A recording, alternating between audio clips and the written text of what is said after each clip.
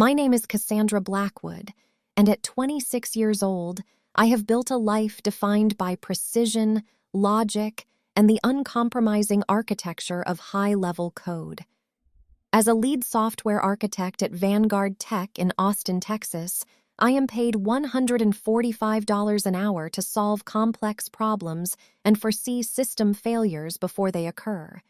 Yet I failed to predict the most catastrophic system crash of my personal life. My mother, Lydia Blackwood, sent a mass email at 11:46 p.m. on a humid Friday night, less than 12 hours before I was set to walk down the aisle of the Driscoll Hotel. The subject line read, "Urgent safety warning regarding Cassandra," and it was dispatched to 142 recipients, a list she had painstakingly curated from my personal contacts, our extended family, and most devastatingly, my professional network.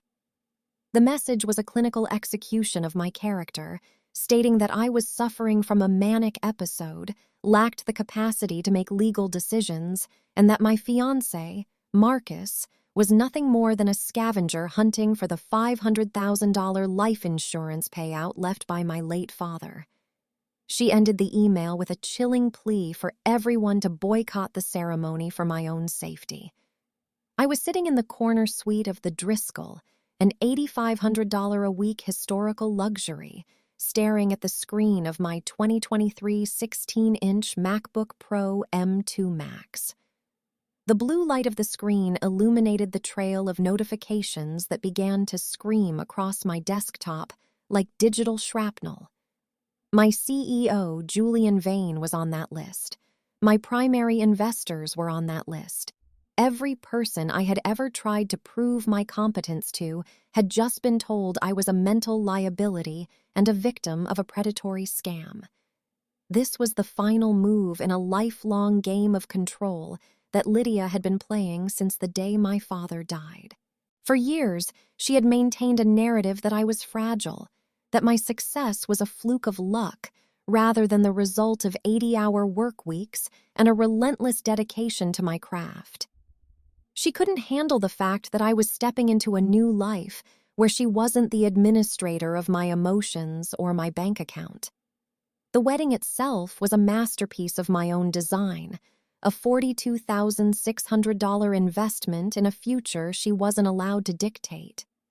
I had personally selected every detail, from the letterpress invitations on 305-gram cotton paper to the custom floral arrangements of white ranunculus and dark eucalyptus that cost $7,000 alone. My dress, a bespoke silk crepe gown from a boutique in Soho, hung on the mahogany wardrobe door, its minimalist lines a sharp contrast to the chaotic smear my mother had just made of my name. The silence of the hotel room was heavy, broken only by the hum of the high-efficiency air conditioning and the distant sound of a siren on 6th Street. I felt a cold, crystalline clarity settle over me, the kind of focus I usually reserved for debugging a critical failure in a server farm. Lydia had always preferred my younger sister, Bianca, a woman who lived on a monthly allowance provided by our mother and never questioned the strings attached to the money.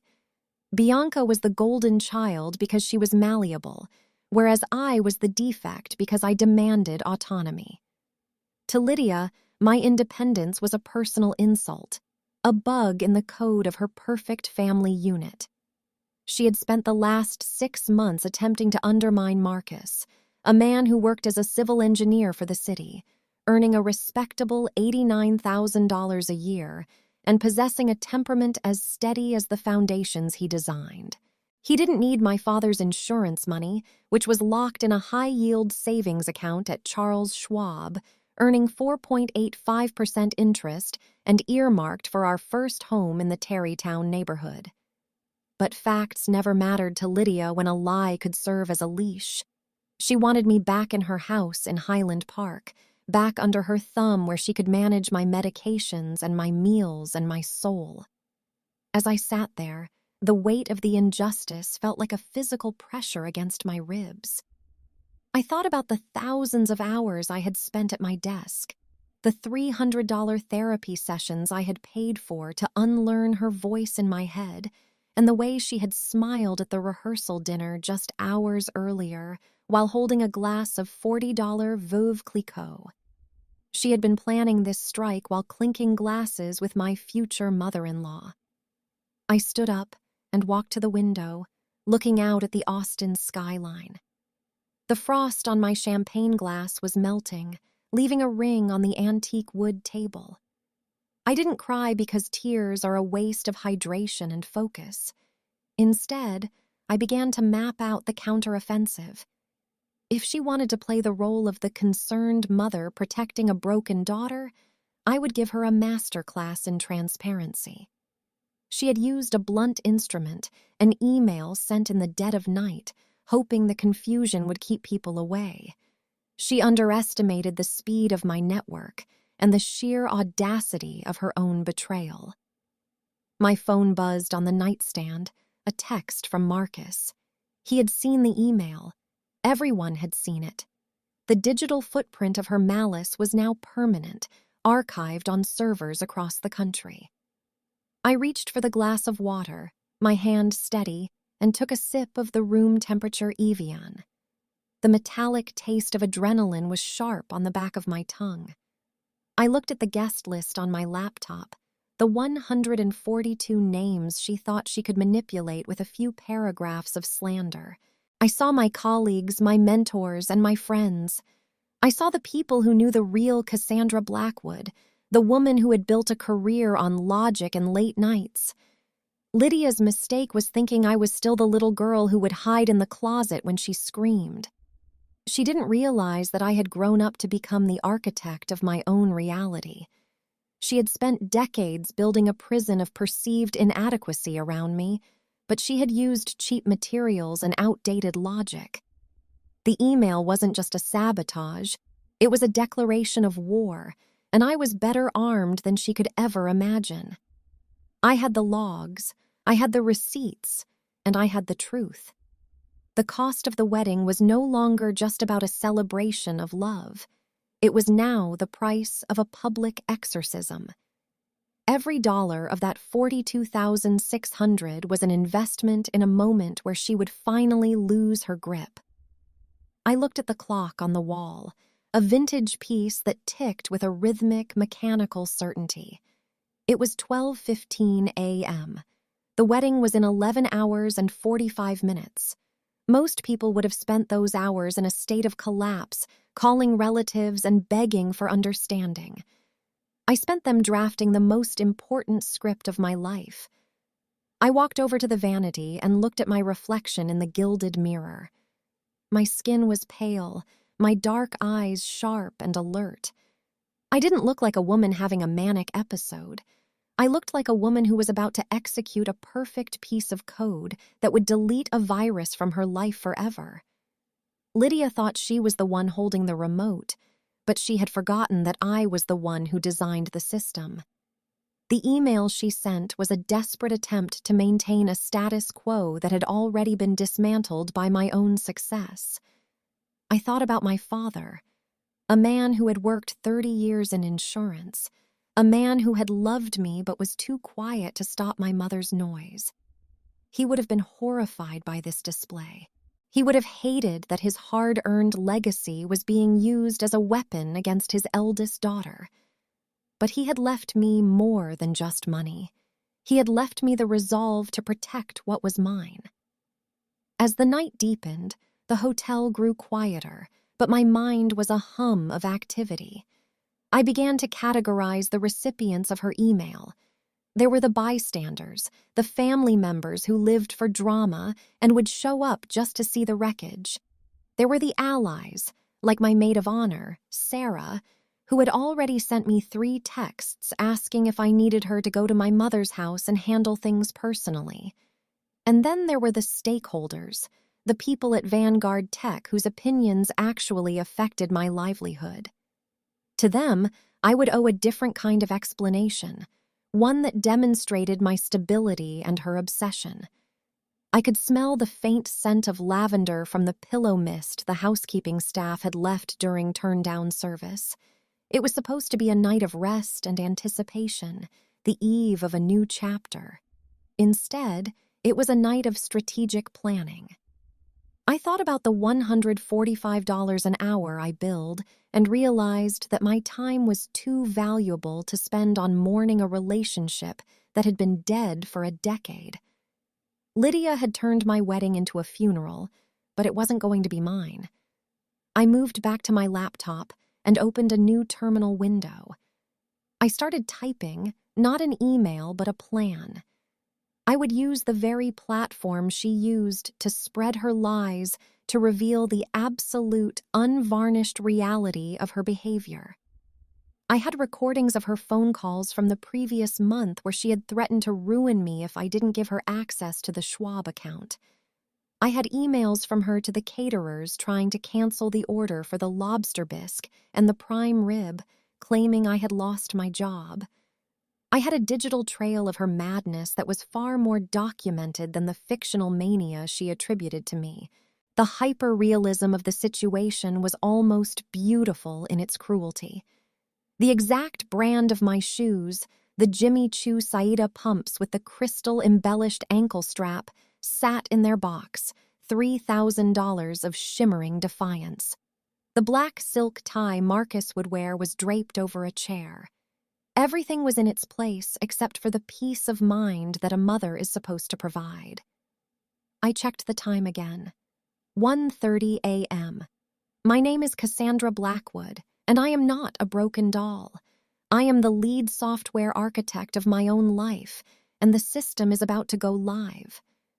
Lydia had sent her message at 11:46 p.m., thinking she could hide in the shadows of the late hour. She didn't realize that in my world, the most important work happens after midnight. She had tried to delete my reputation, but she forgot to check the backup files. The public execution of her character wouldn't happen in a courtroom or a shouting match. It would happen in the very room she tried to empty, under the light of the chandeliers I paid for, in front of the people she tried to poison. Family is not a bond of blood if that blood is used to write lies. Family is a structure built on trust and mutual respect, and Lydia Blackwood had just demolished her place in mine. I looked at the send button on my own screen, my finger hovering over the trackpad.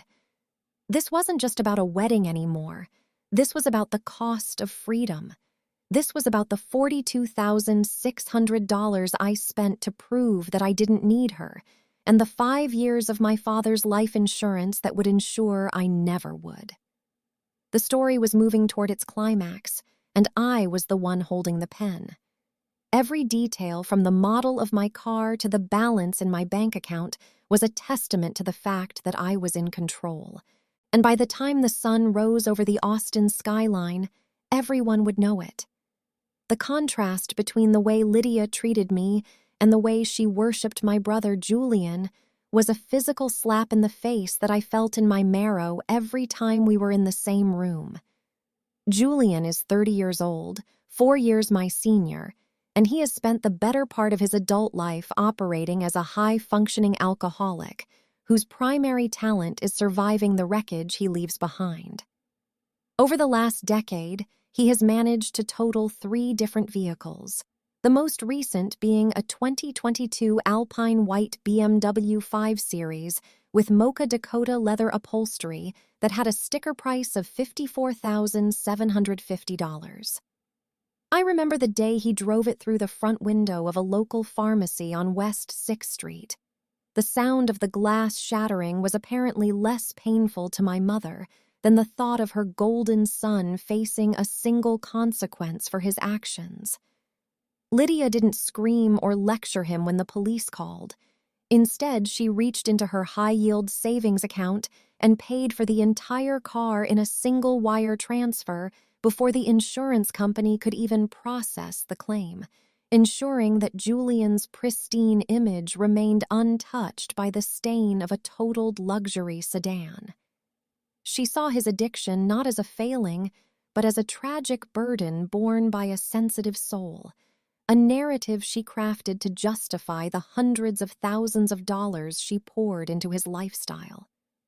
While Julian was being handed the keys to German-engineered comfort, I was navigating the grueling landscape of my early 20s with nothing but a used 2012 Honda Civic and a relentless, bone-deep exhaustion. I worked 2 jobs throughout my undergraduate years at the University of Texas, often logging 40 hours a week at a 7-Eleven near the campus, and another 20 hours as a night shift data entry clerk for a logistics firm in North Austin. My diet was a repetitive cycle of 99-cent Maruchan ramen packages and $2 black coffees from the gas station that tasted like burnt rubber and desperation. I remember sitting in the fluorescent light of the library at 3 a.m, my eyes burning from the blue light of a refurbished Dell laptop, calculating how many hours of shift work I needed to cover the $1,200 monthly rent for my cramped studio apartment. There was no safety net for me, no wire transfers from a doting mother, only the crushing weight of knowing that one minor mistake, one missed shift or one car repair could derail the entire architecture of the life I was trying to build for myself.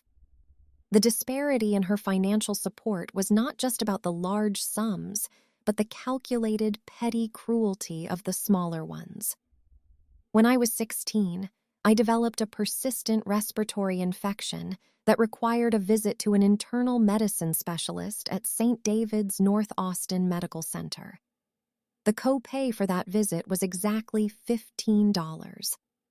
I remember Lydia handing her credit card to the receptionist with a heavy, performative sigh, and then, as soon as we stepped back into the leather-scented interior of her Lexus, she informed me that the $15 would be added to my running tab.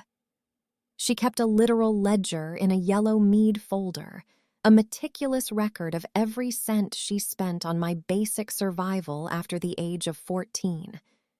She demanded I pay her back for that copay with the money I earned from my first job as a lifeguard, yet she thought nothing of buying Julian a luxury condo in the Heights for $310,000 just so he wouldn't have to deal with the stress of apartment hunting. The condo had granite countertops, a view of the skyline, and a mortgage-free status that gave Julian the freedom to spend his salary on top-shelf bourbon and weekend trips to Vegas. Lydia's worship of Julian was a religion, and I was the heretic who refused to bow at the altar of his mediocrity. She tolerated me only as a source of stress relief for her ego, a foil against which she could measure Julian's perceived brilliance. When I became a lead software architect at Vanguard Tech, earning a salary that finally allowed me to breathe, she didn't celebrate my success. She analyzed it for flaws. She would ask about my stress levels or my mental clarity, always hinting that my hard work was actually a symptom of some underlying instability. She couldn't fathom that I had succeeded not because of her, but in spite of her, and that my ability to bill $145 an hour was a testament to the grit I developed while she was busy coddling a man who couldn't even keep a car on the road.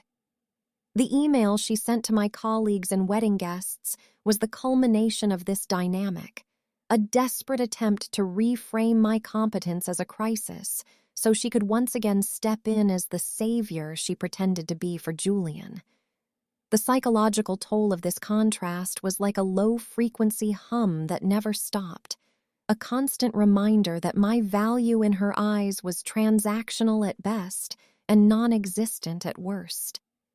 I would watch her at family dinners, her eyes lighting up whenever Julian spoke about his business ideas, which were usually just vague, intoxicated ramblings about tech startups he never intended to launch, while she looked at me with a mixture of pity and boredom when I mentioned my work on cloud-native architecture. She saw his failures as opportunities for her to provide support, and my successes as threats to her control. When Julian's drinking led to him losing his job at a local architectural firm, Lydia didn't tell him to get help. She told him he was too talented for that environment and increased his monthly allowance to $4,500 to cover his transitional expenses. Meanwhile, if I mentioned that I was tired after a 60-hour work week, she would suggest that perhaps I was overextending myself and should consider a less demanding role that was more suited to my delicate temperament.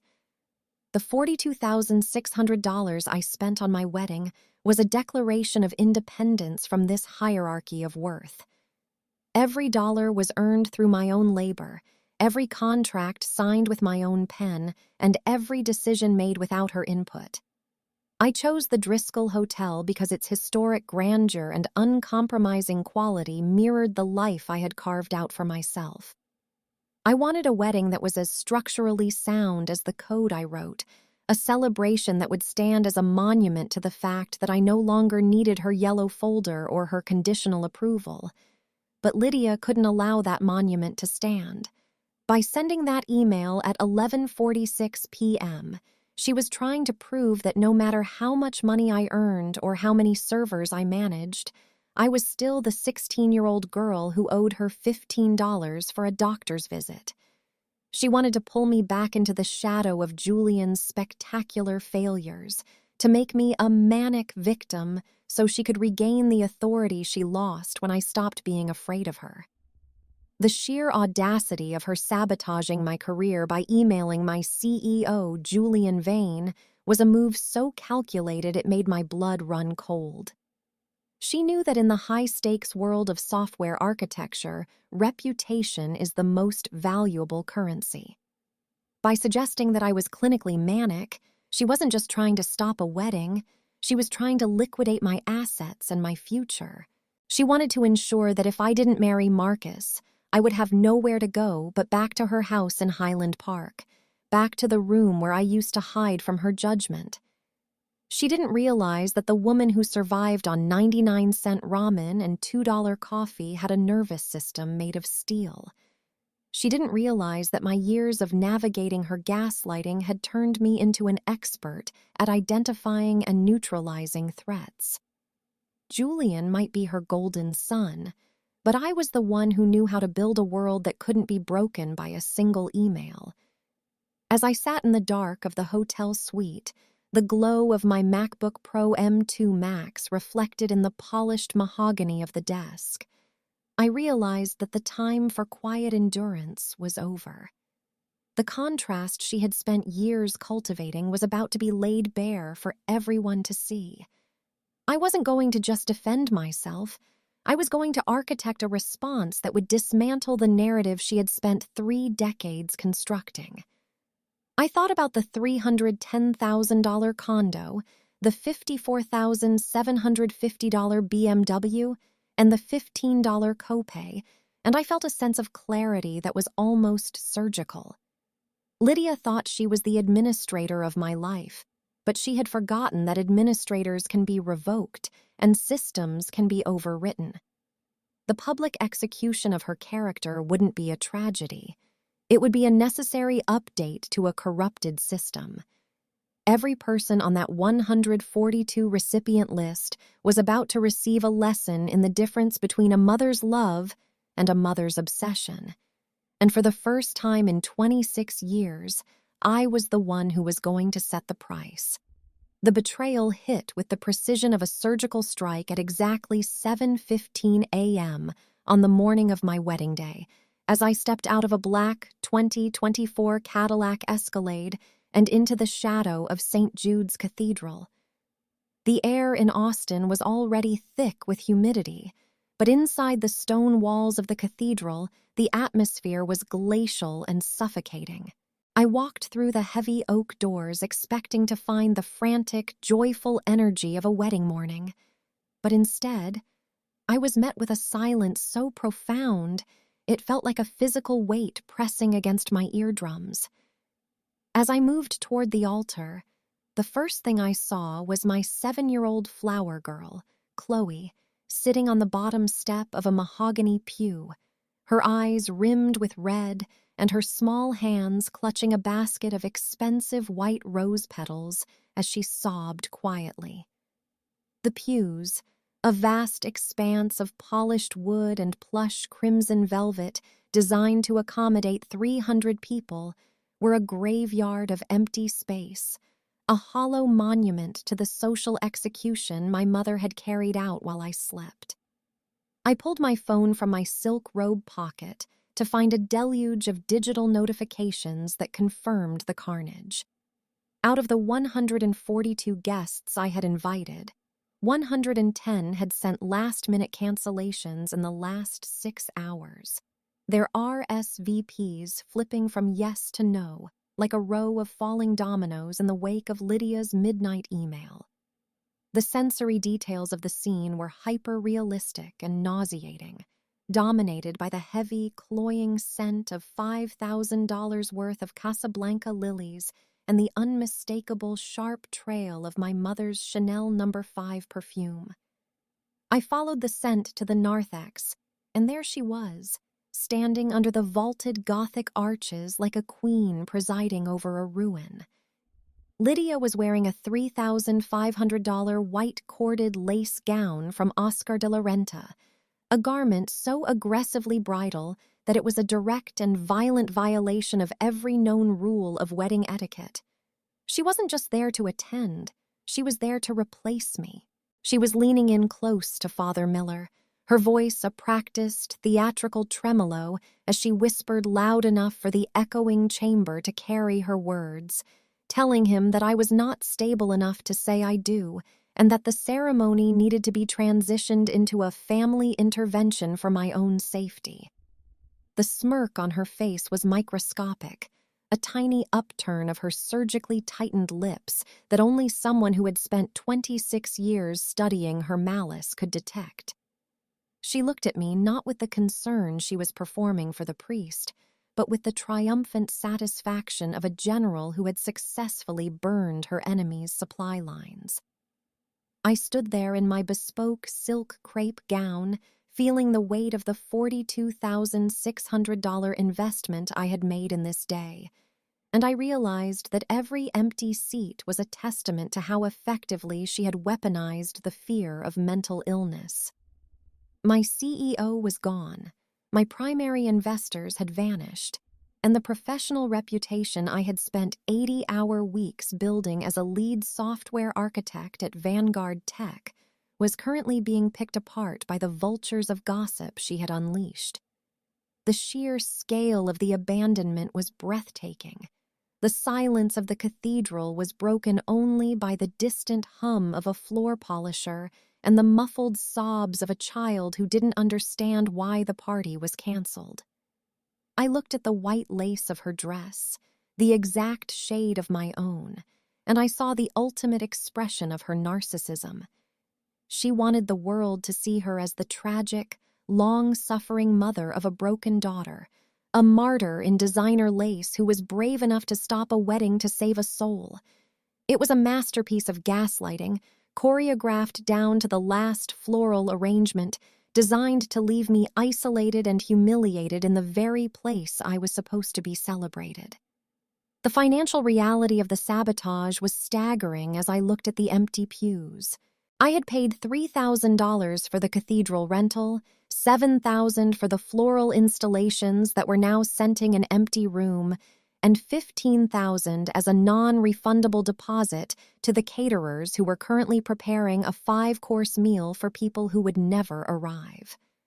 Lydia knew exactly how much I had on the line, and she had waited until the point of no return to strike, ensuring that the financial loss would be as devastating as the social one. She stood there, adjusting the pearls at her throat, her eyes scanning the empty cathedral with a cold, predatory hunger.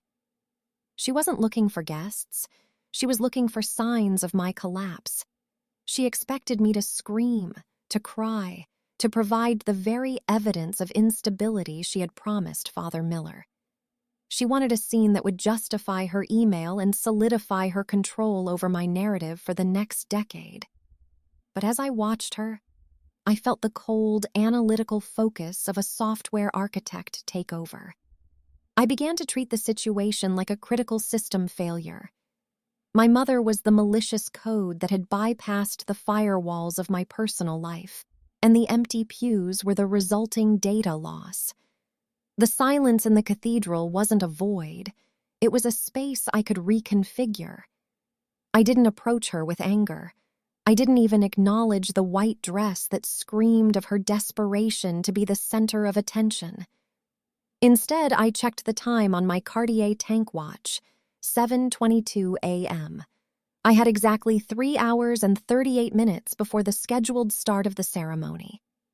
I looked at Father Miller, whose face was a mask of profound discomfort as he tried to reconcile the woman in the white lace dress with the composed professional standing before him. Lydia's smirk faltered for a fraction of a second when I didn't break, her eyes narrowing as she searched for a crack in my armor. I thought about the 110 people who had chosen to believe a midnight email over the years of competence I had demonstrated. I thought about Julian, my brother, who was likely at home in his $310,000 condo, probably sleeping off a binge while my mother fought his battles for him. The contrast was a jagged glass edge in my mind. She would buy him a BMW 5 Series to replace the ones he destroyed, but she would destroy a cathedral full of my dreams just to prove she still owned me. The scent of lilies was becoming unbearable, a funeral smell that marked the death of any remaining hope for a relationship with the woman who birthed me.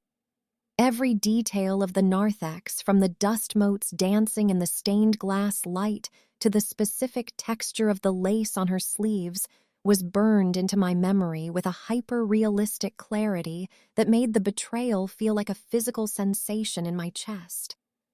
I took a deep breath, the air tasting of old stone and expensive perfume, and I turned away from her without saying a single word. I walked back toward the bridal suite, my heels clicking on the marble floor with a rhythmic, mechanical certainty. I didn't need to argue with her in the narthex because the time for words had passed at 11:46 p.m. the night before. She had used a blunt instrument to shatter my world, but I was going to use a scalpel to rebuild it. The pews were empty, the flower girl was crying, and the priest was doubting my sanity, but I still had the logs, I still had the receipts, and I still had the 16-inch MacBook Pro sitting in my dressing room. Lydia thought she had ended the story with a no, RSVP, but she had actually just cleared the stage for the second act. As I entered the suite and closed the heavy door, shutting out the scent of her Chanel No. 5, I felt the shift from victim to architect. The wedding might have been sabotaged, but the public execution of Lydia Blackwood's character was only just beginning, and I was going to ensure that every one of those 142 recipients had a front-row seat to the truth. I sat down in the velvet chair, my dress spilling around me like a white silk wave, and I reached for my phone. I didn't call Marcus, who was already at the hotel handling the confused groomsmen. I didn't call Sarah. I opened the file I had prepared in the middle of the night, the one containing the recorded phone calls where Lydia demanded half of my father's life insurance payout as a management fee for my childhood, and the screenshots of her threatening to tell my employer I was a drug addict if I didn't comply. I looked at the list of 110 people who had bailed, and I realized that their absence was actually a gift. It showed me exactly who was susceptible to her virus. The people who remained, the 32 who hadn't flinched, were the only ones who mattered. I began to type, my fingers moving with the speed and precision of someone who bills $145 an hour to solve the impossible. The silence of the cathedral was no longer a graveyard. It was a clean slate. Lydia had spent $3,500 on a dress to play the bride, but she was about to find out that in this architecture, she was nothing more than a legacy system that was about to be permanently decommissioned. I stepped into the cold, pristine solitude of the bridal suite at St. Jude's Cathedral and immediately turned the heavy brass deadbolt the mechanical click echoing against the high stone ceilings like a gavel bringing a chaotic court to order.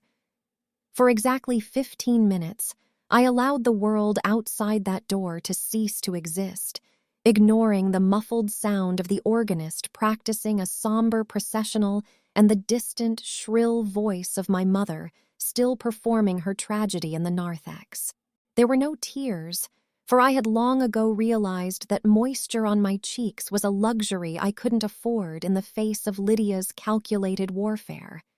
Instead, I felt a singular, vibrating clarity that settled into my bones like the cold steel of a precision instrument.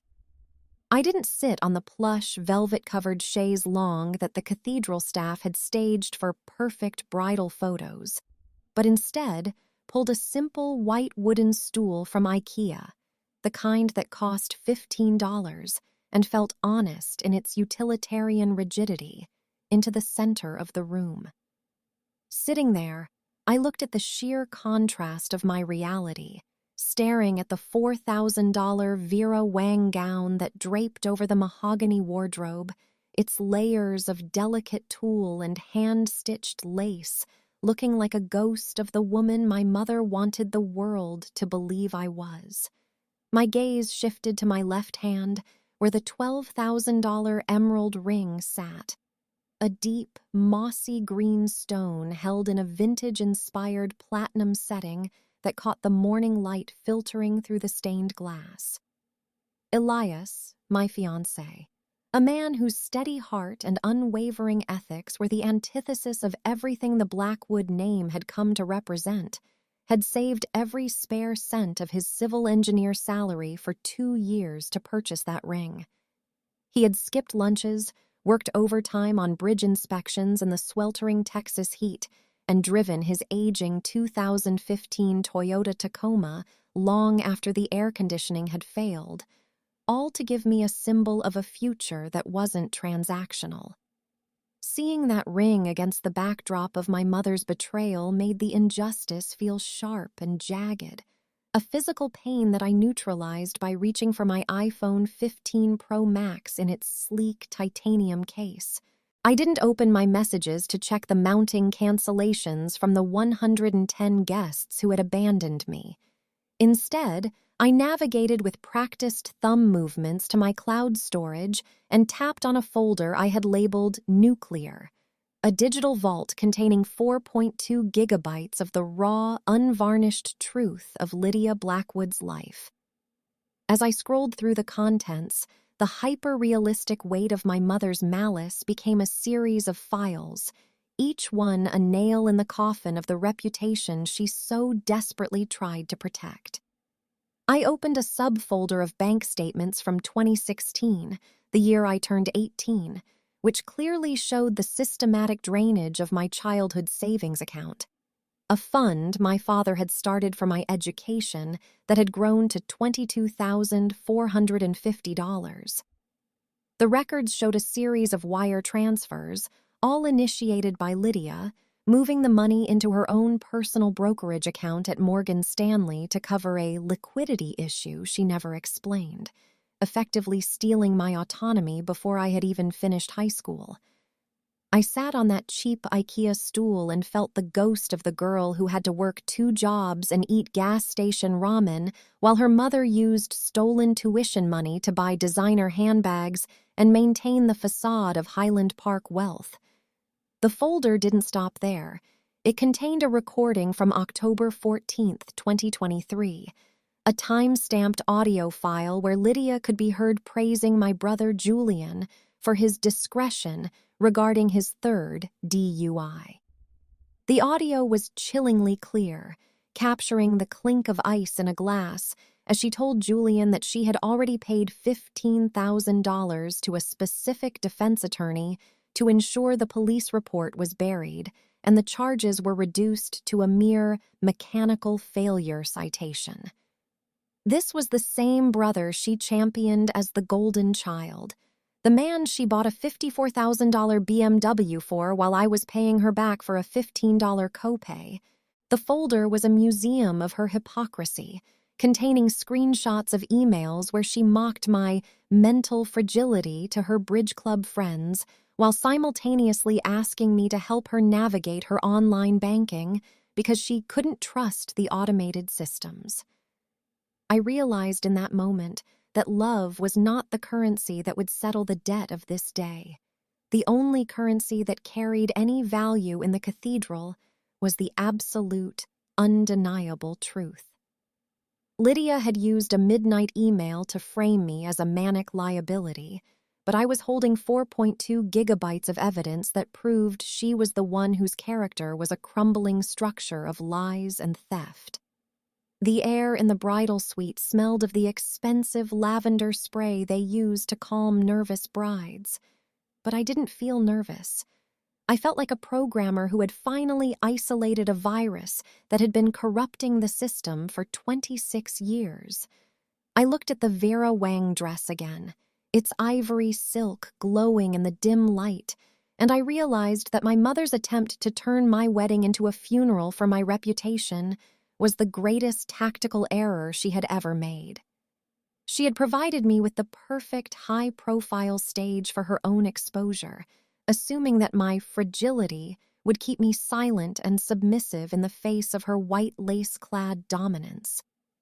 She thought that by emptying the pews, she would leave me without a witness. But she forgot that in the digital age, everyone is a witness if you provide them with the right link. I began to select the files for a mass outgoing communication, my fingers moving with the cold, mechanical precision that made me a lead software architect who billed $145 an hour. The 4.2 gigabytes were not just data points. They were the story of a girl who had been used as a scapegoat to hide a mother's failures and a brother's addictions. I thought about the 300 people who were supposed to be in those pews, the friends and colleagues who had been poisoned by her lies, and I knew that a simple, "I'm fine," would never be enough to undo the damage she had done. I needed to provide them with the source code of her malice. I looked at the emerald ring on my finger, the green reflecting the cold fire in my eyes, and I thought about Elias waiting for me at the end of that empty aisle.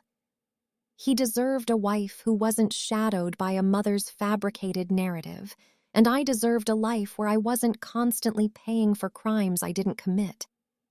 The 15 minutes were almost up, and the silence of the room was absolute, save for the hum of my phone as it prepared to transmit the truth to the same 142 people Lydia had contacted. I felt a strange sense of peace as I sat on that stool, a feeling of structural integrity that I hadn't known since I was a child. Lydia had spent 30 years building a house of cards, and I was about to introduce a very high-velocity wind. The financial reality of the day, the $42,600 I had spent on a wedding she tried to destroy, was no longer a loss. It was the cost of a long-overdue system upgrade. Every detail of the room, from the specific grain of the wood on the IKEA stool to the precise shade of the emerald on my finger, felt heightened and sharp, as if the world were finally coming into focus after decades of blurred vision. I was no longer the broken doll she tried to describe in her 11:46 p.m. email.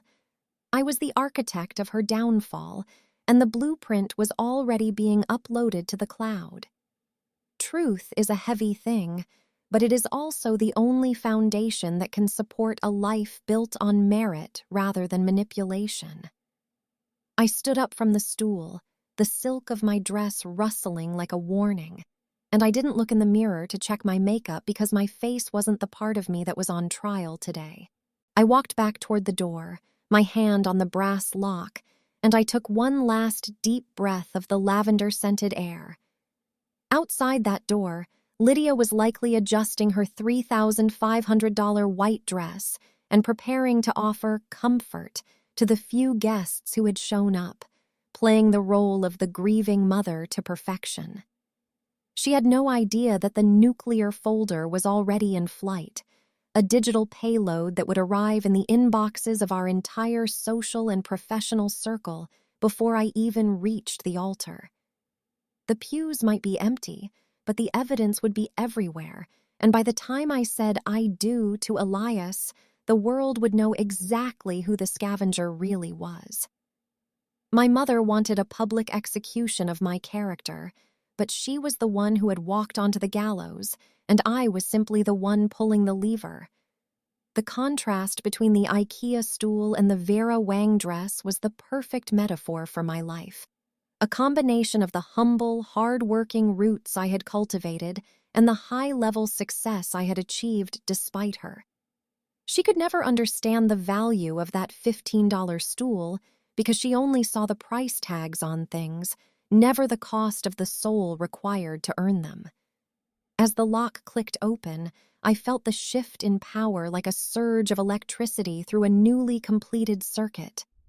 The truth was about to become the most expensive thing in the cathedral, and Lydia Blackwood didn't have enough stolen savings to pay the bill. I walked out of the suite and into the hallway, my head held high, ready to walk down an empty aisle that would soon be filled with the weight of her exposure. The story wasn't ending in a tragedy of abandonment. It was transitioning into a masterpiece of accountability, and I was the one who had written every line of the code. Family is not the people who share your DNA while they bleed you dry. Family is the man who saves for 2 years for an emerald and the friends who stayed when the lies started flying.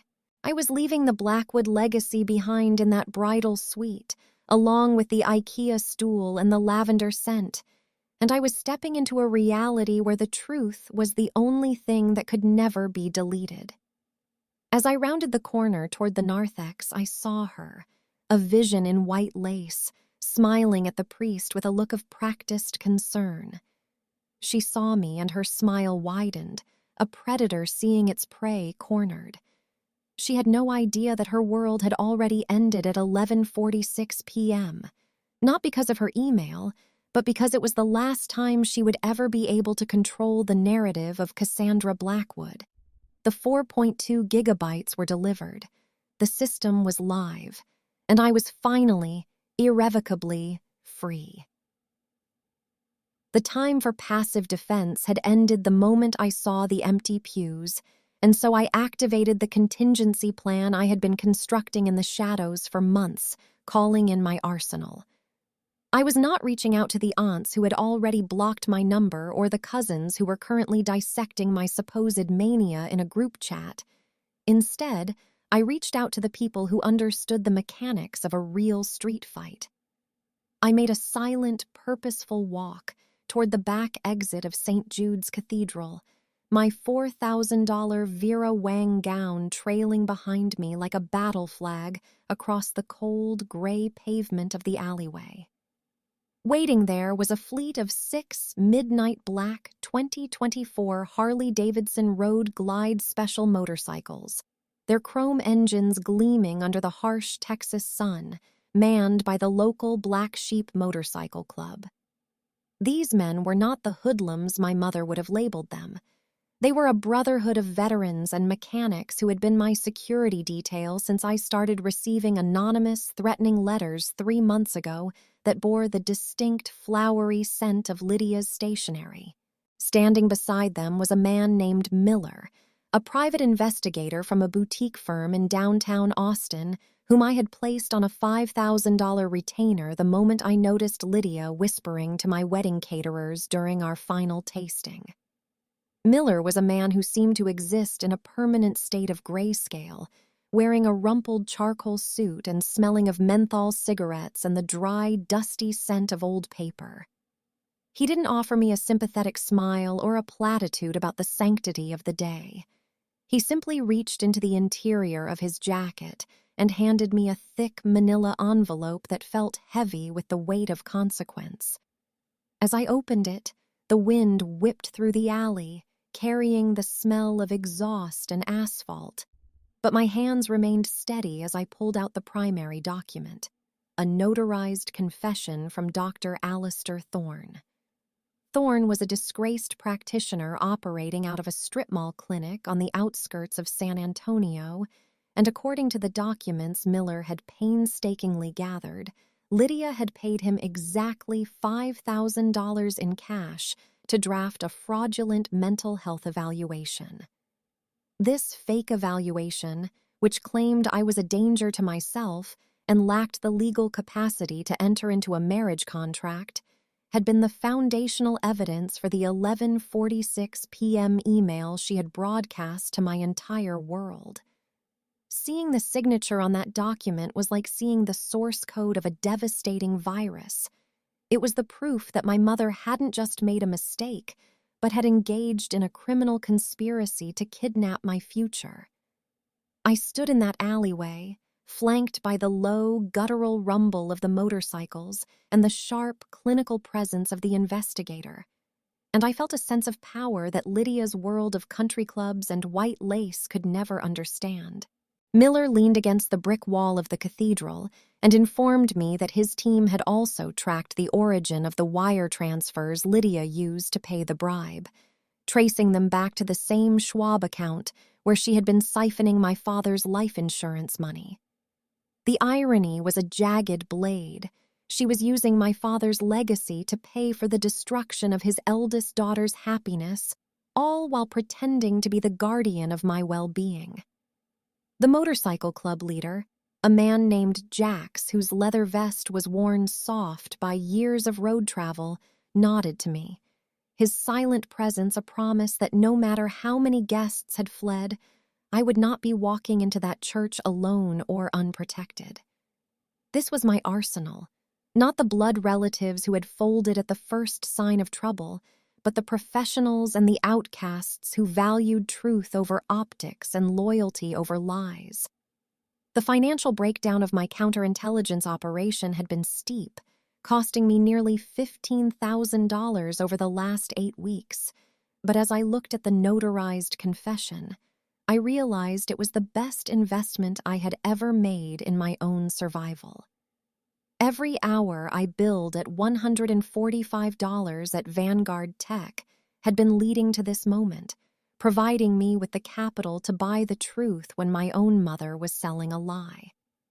I thought about the 110 guests who were currently sitting in their homes, feeling smug about their compassion for the broken Cassandra, and I felt a surge of cold architectural triumph. They had received the virus, but they were about to receive the patch that would crash their entire understanding of the Blackwood family. I looked back at the cathedral doors, knowing that on the other side, Lydia was likely still holding court in her $3,500 Oscar de la Renta gown, unaware that her doctor had already sold her out for a chance to avoid a perjury charge. The sensory details of the alleyway were a stark contrast to the sterile, floral-scented interior of the church. The grit under my silk shoes, the heat radiating off the motorcycle engines, and the sharp tang of the menthol in the air made everything feel visceral and real. This was the reality Lydia tried to shield herself from with her pearl necklaces and her manipulated narratives. I reached into the envelope again and found the secondary evidence, a series of high-resolution photographs Miller's team had taken of Lydia meeting Thorne in a dimly lit diner, the date and timestamps perfectly aligning with the week she had started her campaign of sabotage. There was also a transcript of a recorded conversation where she laughed about how easy it was to play the victim to get what she wanted from the estate. It was 7:45 a.m., and the wedding was still hours away, but the outcome had already been decided in this alleyway. I looked at Jax and told him that the plan was still in motion, and he kicked his kickstand up with a metallic clatter that sounded like a gun cocking. I wasn't just going to show these documents to the priest. I was going to ensure that the execution of Lydia's character was as public and as digital as the one she had attempted on me. I thought about the 4.2 gigabytes of data I had already staged for release and realized that the notarized confession was the final, lethal line of code that would make the entire system collapse. Lydia had brought a knife to a gunfight, and I had brought a team of specialists who didn't care about her social standing in Highland Park. As I prepared to walk back into the cathedral, I felt the weight of the manila envelope against my chest, a shield made of paper and truth that was stronger than any stone wall. Miller tipped his hat to me, a silent professional acknowledgement of a job well done, and faded back into the shadows of the alleyway, likely to go file the remaining reports with the district attorney's office. I turned toward the heavy oak doors, the silk of my Vera Wang gown rustling against the grit of the pavement, and I didn't feel like a bride anymore. I felt like a sovereign nation reclaiming its territory. The contrast between the motorcycle club and the cathedral was the exact energy I needed to finish this. The raw, unyielding strength of the road meeting the hollow, performative sanctity of the church. Lydia had tried to use the church as a weapon, but I was bringing the street inside with me. I walked through the doors and the smell of the lilies hit me again. But this time it didn't smell like a funeral. It smelled like the stagnant air of a room that was about to be ventilated by the truth. I saw my mother standing near the font, her white lace dress shimmering in the morning light as she spoke to a stray guest who had arrived early. She looked up and saw me, her expression shifting back into that mask of patronizing concern, her hand reaching out as if to steady a trembling child. She had no idea that I had just come from a meeting with the men who knew exactly where her bodies were buried. She had no idea that the doctor she trusted had signed his name to her downfall for a $5,000 bribe and a notarized statement. I walked past her without a word, the manila envelope tucked under my arm, my eyes fixed on the altar where Father Miller stood looking confused. The system was about to experience a total hardware failure, and I was the only one in the room with the administrative privileges to see the real logs. My name is Cassandra Blackwood, and I am a lead software architect. I don't just solve problems, I eliminate the variables that cause them. The cost of my mother's betrayal was $42,600 in wedding expenses and a lifetime of psychological warfare. But the cost of my retaliation was going to be her entire world. As I reached the front of the church, the silence was absolute, but in my mind, the roar of the Harley-Davidsons was still echoing. I looked at the empty pews and realized they weren't a sign of my failure, but a cleared space for the truth to be heard without the noise of her sycophants. I opened the manila envelope one last time to ensure the notary's seal was visible, the gold foil reflecting the light of the candles on the altar. Everything was in place. The arsenal had delivered. The target was in sight. And as the clock ticked toward 8 a.m., I prepared to deliver the final payload that would delete Lydia Blackwood from the architecture of my life forever. Family is who stands in the alley with you when the church is empty, and today, the empty pews were the most beautiful thing I had ever seen because they meant there was no one left to protect her from what was coming. The clock struck 2 p.m. with a heavy, resonant toll from the St. Jude's Cathedral bell tower, signaling the start of a ceremony that was less a wedding and more a final reckoning. As I stood at the threshold of the sanctuary, the biting 45-degree weather from outside seemed to have seeped through the stone walls, chilling the air to a point where my breath was a faint, translucent mist. The walk down the aisle was the longest 600 inches of my life, my heels clicking against the cold Italian marble with the rhythmic precision of a ticking clock.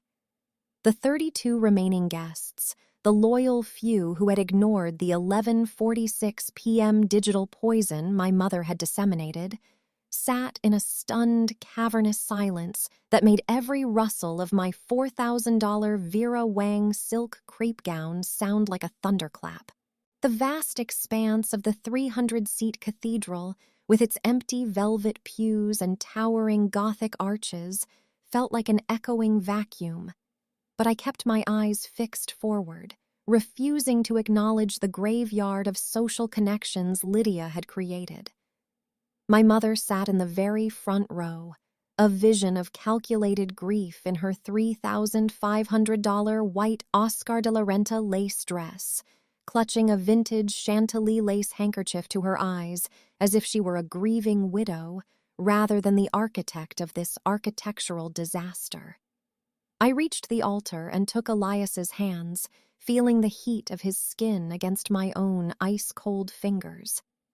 He was wearing a custom-tailored charcoal three-piece suit from Sid Mashburn, a $1,200 investment in a day he had hoped would be the happiest of our lives.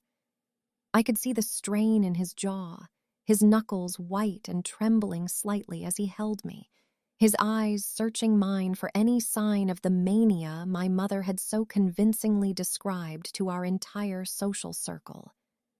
The priest, Father Miller, cleared his throat, the sound echoing through the $12,000 Bose Panerai sound system I had insisted on for its crystalline clarity. He began the traditional opening, his voice solemn and heavy with the weight of the awkwardness that filled the room. But I wasn't listening to the liturgy. My mind was focused on the AV technician, a 22-year-old named Kevin, who was sitting in the back gallery behind a $2,000 Blackmagic ATEM Mini Pro switcher and a high-brightness Epson Pro L Series laser projector. Instead of moving into the exchange of vows, I took a step back and gave the prearranged signal, a slight, deliberate adjustment of my emerald ring. In that instant, the massive 12-foot silver screen, which had been positioned above the altar for what everyone expected to be a sentimental, growing-up slideshow, began to descend with a low, mechanical hum. I saw my mother straighten in her seat, the handkerchief dropping an inch as her eyes narrowed with confusion. She likely expected to see the curated photos of my childhood that she had approved, images of me looking small and compliant next to Julian in his private school uniform. But I had spent my 15 minutes of solitude in the bridal suite overwriting that narrative with a surgical precision. The first image to flicker onto the screen was not a photograph of a smiling toddler, but a high-resolution 500% zoom of the notarized confession Miller had retrieved in the alleyway. The text was stark and undeniable, projected in 30-point font for the 32 witnesses to read.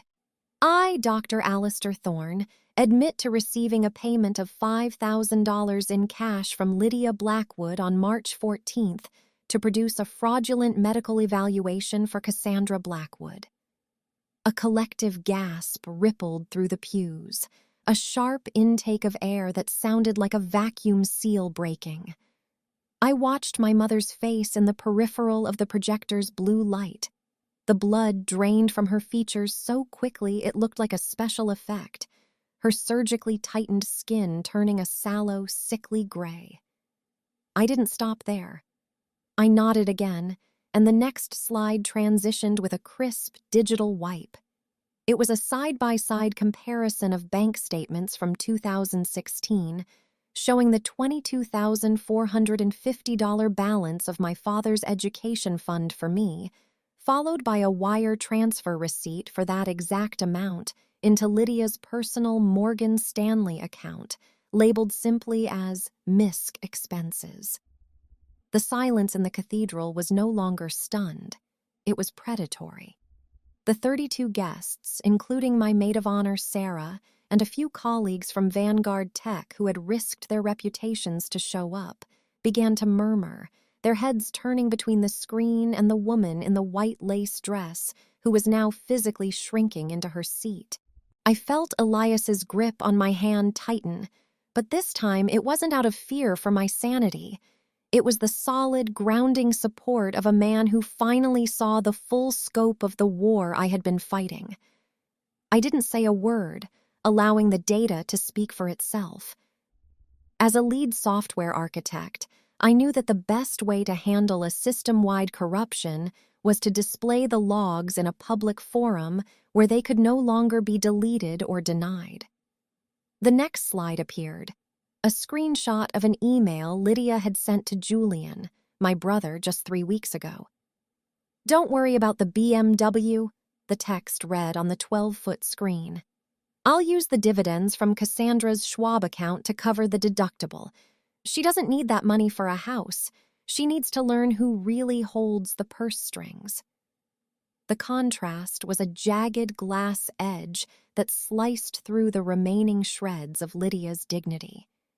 Here was the golden boy who had cost the family over $100,000 in legal fees and luxury cars, juxtaposed against the daughter she had systematically robbed to fund his lifestyle. I watched as my mother tried to stand, her mouth opening to offer some scripted defense, some performance of motherly concern that would reframe this as a manic outburst, but the weight of the evidence was too heavy. The projector, which cost me a $2,000 rental fee specifically for this level of detail, rendered the metadata of the files in the bottom corner, showing the exact dates, times, and GPS coordinates of where the emails had been sent. There was no room for fake news or hacked accounts in the architecture of this revelation. I was providing a masterclass in transparency, and the price of admission for Lydia was the total annihilation of her social standing. The 4.2 gigabytes of data I had staged were now being broadcast not just on the screen, but via a synchronized email blast to the 110 guests who had stayed home, as well as my CEO, Julian Vane. By the time I reached the final slide, a video clip of Lydia in the narthex just an hour prior, smirking while she told Father Miller I was unstable, the atmosphere in the church had shifted from a wedding to a public execution of character. The heavy, cloying scent of the $5,000 worth of lilies now seemed to mark the burial of Lydia's influence. She was no longer the tragic mother. She was a documented thief and a co-conspirator in a medical fraud. The hyper-realism of the moment was overwhelming. The sound of a guest's iPhone chiming as they received the email blast, the way the light from the stained glass hit the emerald on my finger, and the absolute terrifying stillness of my mother as she realized she had no more moves to make. I looked at her then, not with anger, but with the cold detachment of an architect surveying a condemned building. She had spent 26 years trying to convince me I was the one who was broken, but the projection behind me proved that she was the one with the fatal structural flaws. Every dollar of the $42,600 I had spent on this wedding was worth it for this single moment of total, undeniable clarity. Love isn't a currency that can be traded for obedience, and family isn't a title that grants you the right to harvest your children's futures. As the screen went black and the lights in the cathedral slowly hummed back to full brightness, the temperature in the room felt as though it had dropped another 10 degrees. I turned back to Elias, who was looking at me with a mixture of awe and profound relief. "Now," I said, my voice steady and clear, amplified by the Bose system so that it reached every corner of the empty pews. "I believe we were here to say some vows." The 32 guests sat as if paralyzed, their eyes wide as they processed the digital carnage they had just witnessed. Lydia was no longer looking at the altar. She was staring at her own hands, the lace handkerchief a crumpled, useless rag in her lap. She had tried to turn my wedding into a funeral, and she had succeeded. It was the funeral of the woman she pretended to be. The transition from the nuclear folder back to the reality of the ceremony was a seamless update to the system. I had deleted the malware, purged the corrupted files, and for the first time in my life, I was operating on a clean drive. The cost of the truth was high, involving private investigators, motorcycle clubs, and a public shaming that would be discussed in Highland Park for decades. But as I looked at Elias, I knew that the investment was already paying off in the form of a future where I was no longer a victim of my own mother's design. The philosophy of my life has always been about structure, about the way code can either hold a world together or tear it apart depending on the integrity of its logic. Lydia had built a world on faulty logic and stolen assets, assuming that her status and my silence would keep the structure standing. She didn't realize that I was the one who knew how to find the vulnerabilities. Family is not the person who shares your blood while they plan your demise.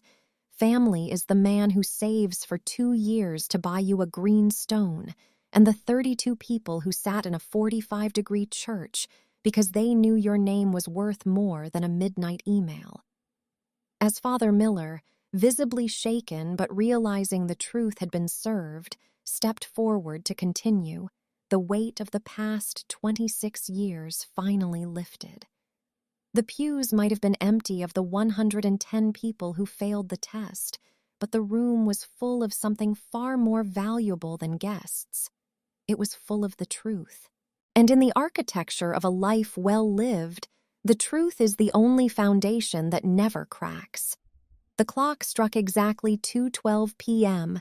when the visual execution of Lydia Blackwood's social and moral standing began in earnest.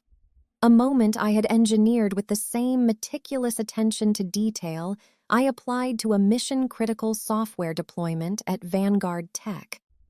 The 12-foot silver projector screen, a high-gain surface designed for maximum contrast under the cathedral's ambient lighting, descended from the Gothic archway with a low, hydraulic hum that seemed to signal the final curtain call for my mother's lifelong performance of the long-suffering matriarch.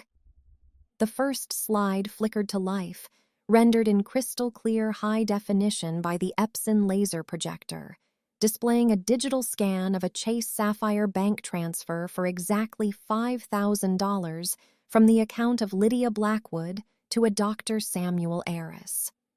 The memo line, typed in her own distinctive clinical hand via the banking app, read simply and devastatingly, "Write the letter."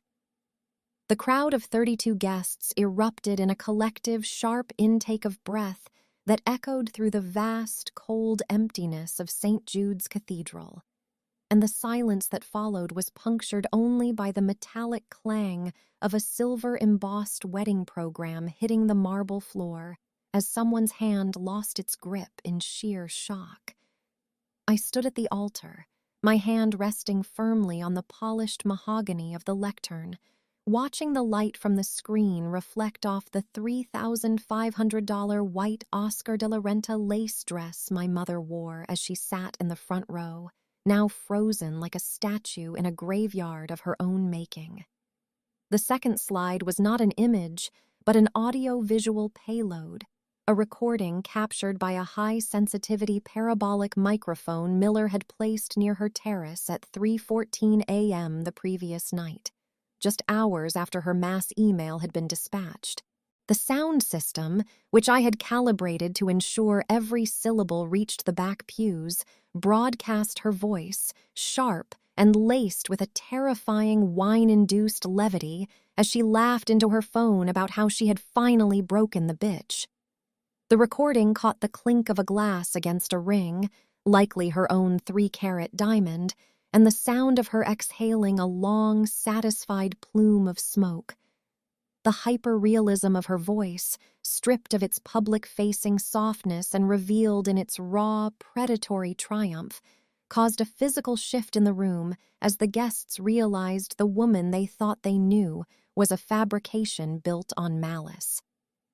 I reached for the Shure wireless microphone, my fingers steady and my gaze fixed not on the screen, but directly on the woman who had spent 26 years trying to convince me I was the defect in her perfect system. I didn't yell. I didn't need the frantic energy of a victim because I was now the administrator of the narrative, speaking with the calm, level cadence of a lead software architect who was simply reading a bug report to a board of directors. I began to read the numbers, the cold, hard financial data that Lydia had tried to bury under layers of gaslighting and expensive floral arrangements.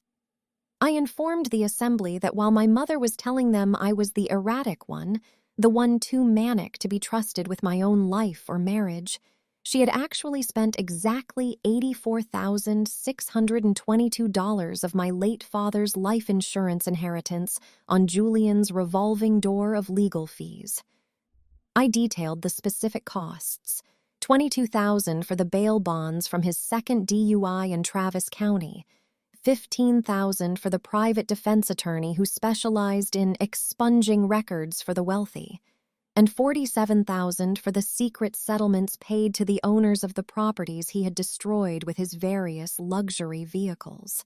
The weight of the numbers was an anchor that dragged Lydia's reputation to the bottom of the ocean, exposing the fact that her care was nothing more than a cover for her financial and emotional siphoning of my future. My mother finally found her voice, or a version of it, and tried to scream, her face contorting into a mask of frantic, ugly desperation that no amount of Botox could smooth over. But the sound she made was hollow and went unheeded. In a move that felt as synchronized as a choreographed ballet, the guests, including her own two sisters, my aunts Margaret and Eleanor, did not stand to comfort her. Instead, they slowly and deliberately turned their chairs away from the front row, physically and symbolically severing their connection to her. The sound of the chair legs scraping against the marble was a harsh, final sound of excommunication, leaving Lydia sitting in a pocket of absolute isolation, a ghost in a $3,500 dress that now looked like a shroud. She had come to my wedding dressed as the bride to steal my moment, but she was now merely a spectral presence in a room that had collectively decided she no longer existed. The financial reality of her betrayal was displayed on the screen behind me in a spreadsheet format, showing the siphoning of my Charles Schwab high-yield savings account, which she had accessed through a forged power of attorney she had coerced me into signing during a period of grief after my father's death. The precise balance she had drained was revealed down to the cent, showing that the $42,600 I had spent on this wedding was actually a fraction of what she had stolen to keep my brother Julian in his state of arrested development and high-functioning alcoholism. The contrast between the cold, blue light of the projector and the warm, flickering candles on the altar created a surreal, hyper-realistic atmosphere where the sacred met the digital, and the truth was the only thing that remained standing. My brother, who was not even present to defend the inheritance he had consumed, was revealed as the true scavenger my mother had accused Elias of being.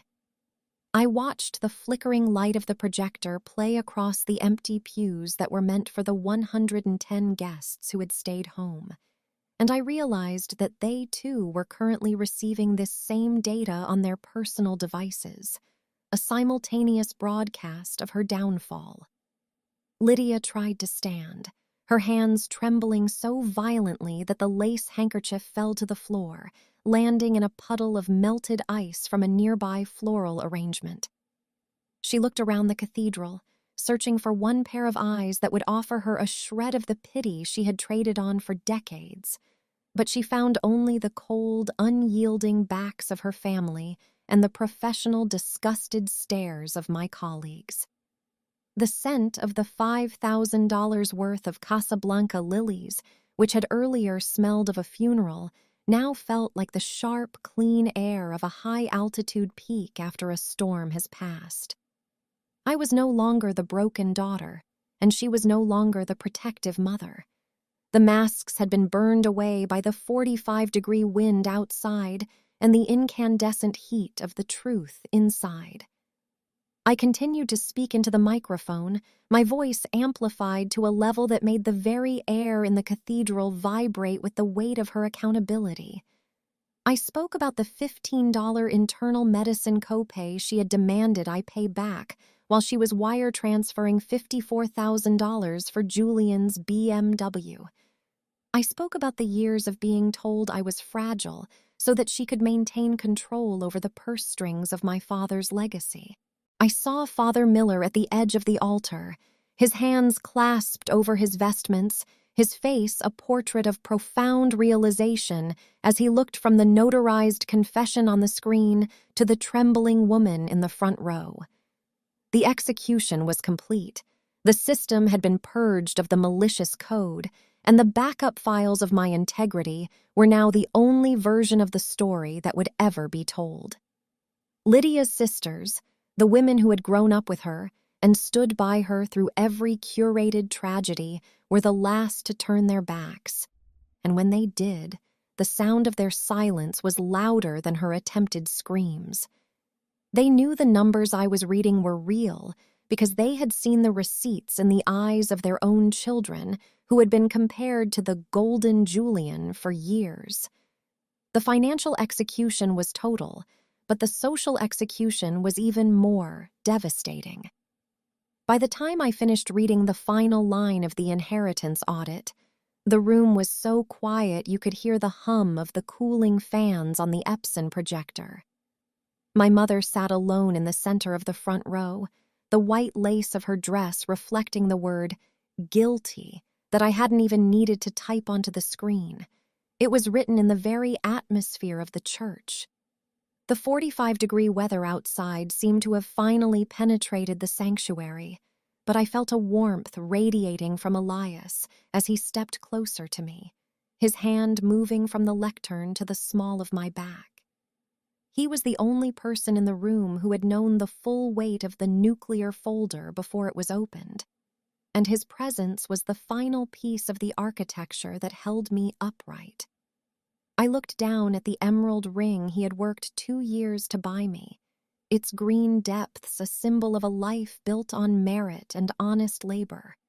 And I knew that the $84,000 my mother had wasted on Julian would never be as valuable as the integrity Elias had shown in his silence. The execution was not just about revenge. It was about the restoration of a system that had been corrupted for a quarter of a century. It was the moment the lead software architect took back the administrative rights to her own life. Family is not a blood oath that permits theft and slander. Family is the people who remain in the room when the lights are brightest and the truth is ugliest. As the final slide faded to black and the screen began to retract with its rhythmic mechanical whine, I laid the microphone down on the silk-draped table. The 32 guests remained turned away from Lydia, a wall of human rejection that she could not bypass with any amount of charm or white lace. She was a ghost, a hollowed-out shell of a woman who had tried to play God with her children's lives and had ended up losing her own soul in the process. My name is Cassandra Blackwood, and I am 26 years old. I have billed $145 an hour to solve the world's most complex digital problems, but the most important work I ever did was the 3-hour execution of my mother's character in the heart of St. Jude's Cathedral.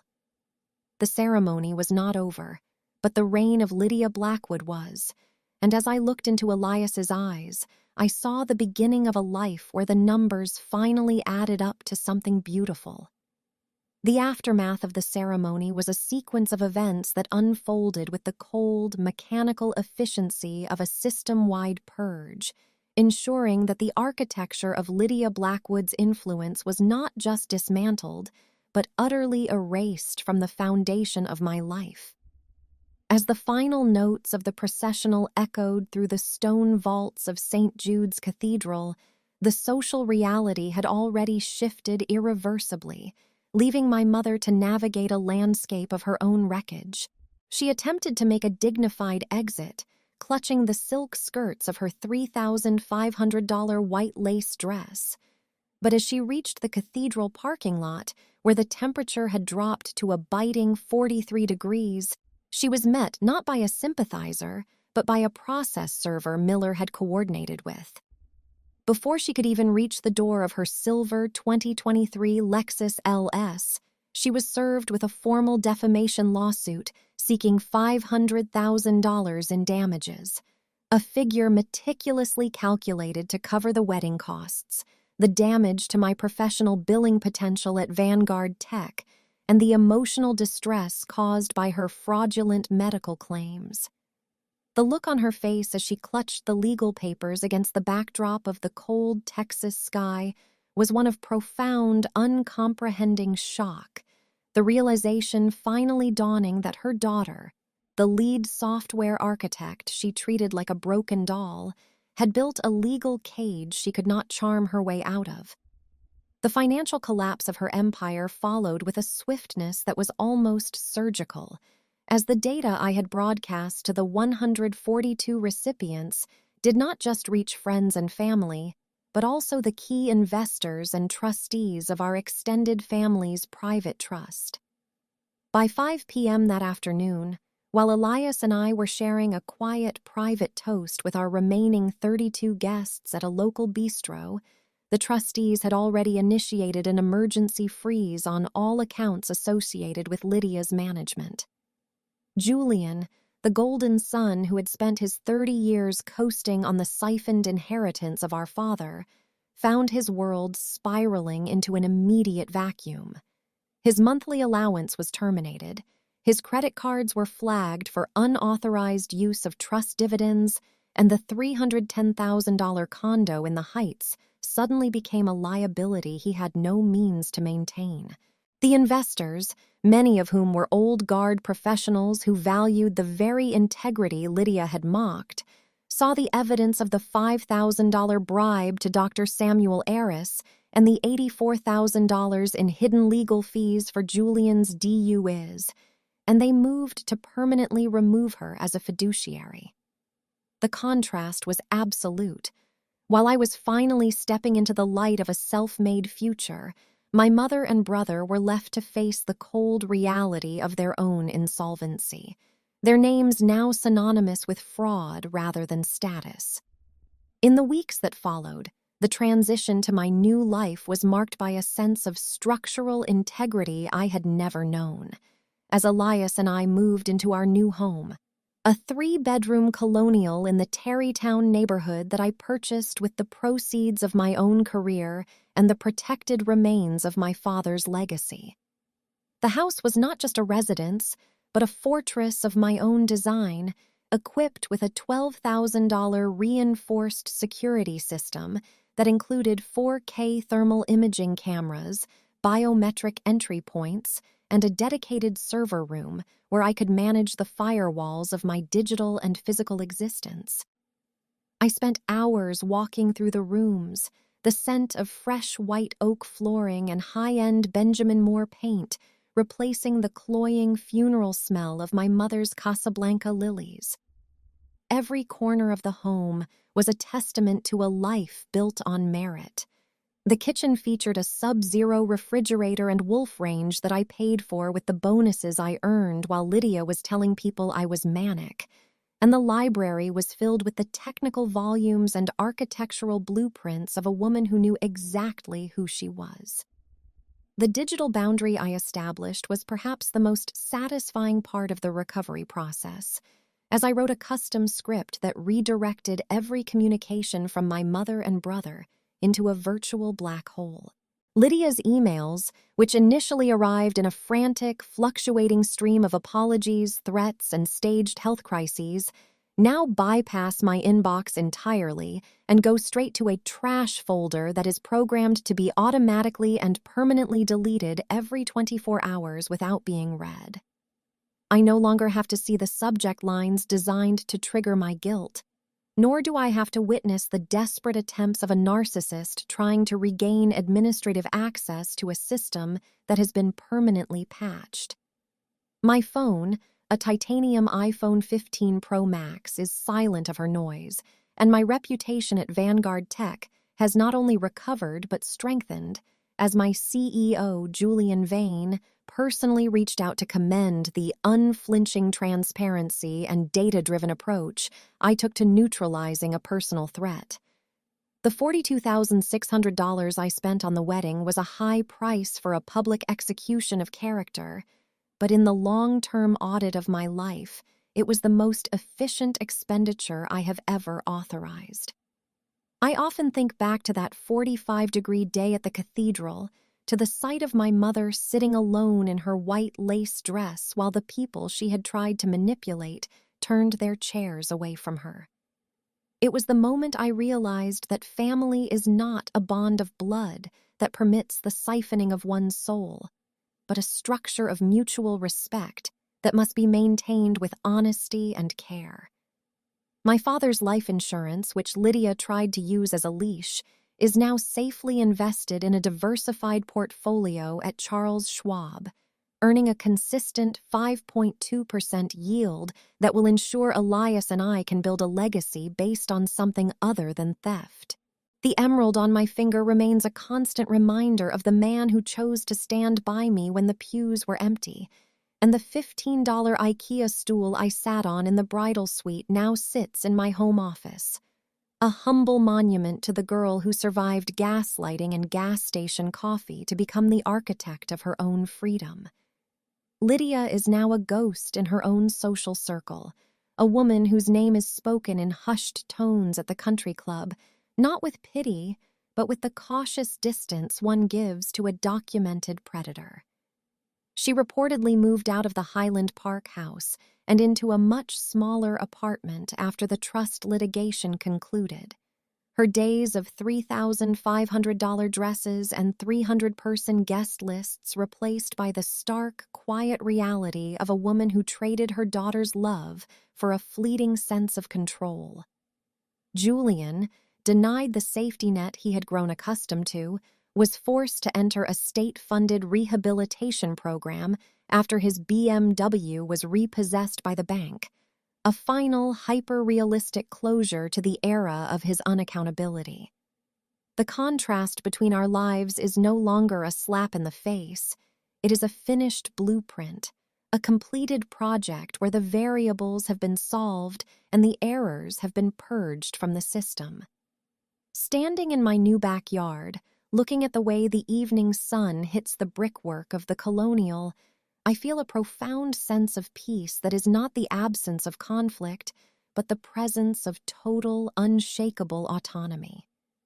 I am Cassandra Blackwood, a 26-year-old lead software architect, a wife, and a woman who knows the exact value of her own time and her own truth. I have learned that choosing yourself over a toxic parent is not an act of cruelty, but an act of essential maintenance, a necessary update to ensure the system doesn't collapse under the weight of someone else's corruption. The 4.2 gigabytes of the nuclear folder remain archived on an encrypted drive, a permanent record of the truth that I will never have to open again, because the world already knows what was inside. Every cent of the $500,000 I am seeking in the defamation suit will be donated to a foundation that provides legal and educational support for children in high-conflict, narcissistic households, turning my mother's final act of sabotage into a permanent source of repair for others. As the automatic sprinklers in my garden click on with a rhythmic, mechanical hiss, I realize that the story of my life is no longer being written by a woman in a white lace dress with a yellow mead folder and a heart full of malice. It is being written by me, one line of clean, honest code at a time, in a house where the security system is strong and the trash is deleted daily. The empty pews of St. Jude's were not a sign of my isolation, but a space cleared for a better class of guest. The people who value the woman I am, not the broken doll she wanted me to be. The transition is complete, the deployment was successful, and the system is finally, irrevocably, secure. Family isn't who shares your DNA. Family is who stays when the truth comes out. And for the first time in my 26 years, I am surrounded by exactly the right people. This is the moral of my architecture. The most beautiful structures are those that are built on the truth, even if you have to burn the old blueprints to the ground to find the solid rock beneath. My name is Cassandra Blackwood, and I have finally, after a lifetime of paying for other people's crimes, settled the debt and claimed the inheritance of my own dignity.